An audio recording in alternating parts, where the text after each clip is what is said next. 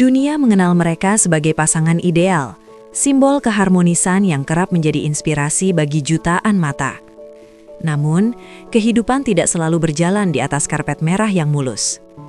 Ketika kabar duka menghampiri mahligai rumah tangga sosok yang kita cintai, kita diingatkan kembali bahwa setiap manusia, setinggi apapun jabatannya, adalah jiwa yang juga bisa terluka. Apakah ini akhir dari sebuah perjalanan, ataukah sebuah fase ujian untuk menuju pendewasaan yang lebih dalam? Assalamualaikum warahmatullahi wabarakatuh. Selamat datang kembali di ruang diskusi dan informasi kita. Semoga sahabat sekalian senantiasa dalam keadaan sehat, hati yang tenang, dan pikiran yang jernih dalam menyikapi setiap dinamika kehidupan. Allahumma sholli ala Sayyidina Muhammad wa ala ali Sayyidina Muhammad. Puji syukur kehadirat Allah SWT yang masih memberikan kita nikmat iman dan Islam. Sholawat serta salam semoga senantiasa tercurah kepada baginda Nabi Muhammad SAW, teladan bagi kita semua dalam membina keluarga, menghadapi ujian, dan menjaga kemuliaan akhlak dalam setiap kondisi. Sebelum kita melangkah lebih jauh untuk memahami kronologi dan hikmah di balik berita yang sedang hangat ini, saya mengundang Anda untuk menekan tombol subscribe dan mengaktifkan lonceng notifikasi. Mari kita bangun komunitas yang tidak hanya mencari sensasi, tetapi mencari substansi dan edukasi dari setiap peristiwa yang terjadi di sekitar kita.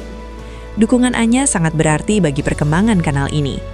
Senin 15 Desember 2025 menjadi hari yang tak terduga bagi banyak orang. Di tengah hiruk-pikuk berita pembangunan dan politik, muncul sebuah kabar dari Pengadilan Agama Bandung yang seketika menyita perhatian nasional. Atalia Praratya, yang akrab disapa Si Cinta, sosok perempuan inspiratif yang selama ini berdiri teguh di samping mantan Gubernur Jawa Barat Ridwan Kamil, dilaporkan telah resmi mengajukan gugatan cerai. Kabar ini tentu saja memicu gelombang emosi di tengah masyarakat. Selama bertahun-tahun, pasangan ini telah menjadi wajah dari keluarga yang kompak, modern, namun tetap religius. Melalui media sosial, kita sering melihat bagaimana mereka saling mendukung dalam suka maupun duka, terutama saat menghadapi kehilangan putra tercinta mereka beberapa tahun lalu.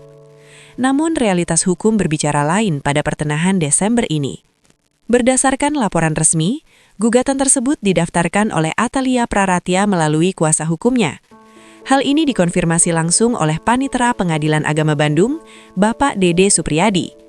Beliau membenarkan bahwa berkas gugatan telah masuk dan terdaftar dalam sistem administrasi pengadilan. Meskipun publik sangat ingin tahu mengenai alasan di balik langkah berat ini, pihak pengadilan bertindak profesional dengan menjaga kerahasiaan materi gugatan. Nomor perkara dan detail alasan perceraian belum diungkapkan ke ranah publik.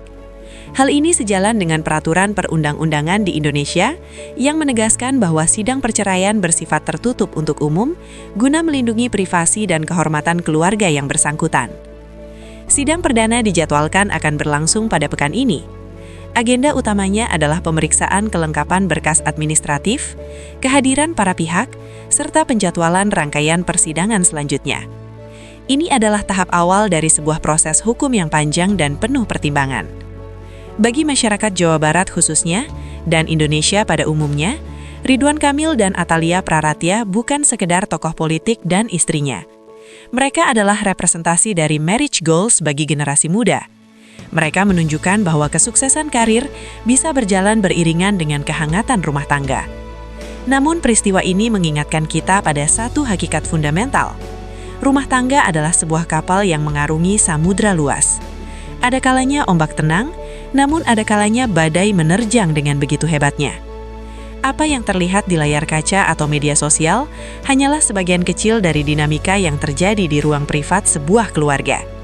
Sebagai publik, kita seringkali lupa bahwa pemimpin juga manusia biasa yang memiliki titik lelah, perbedaan prinsip, dan beban emosional yang berat.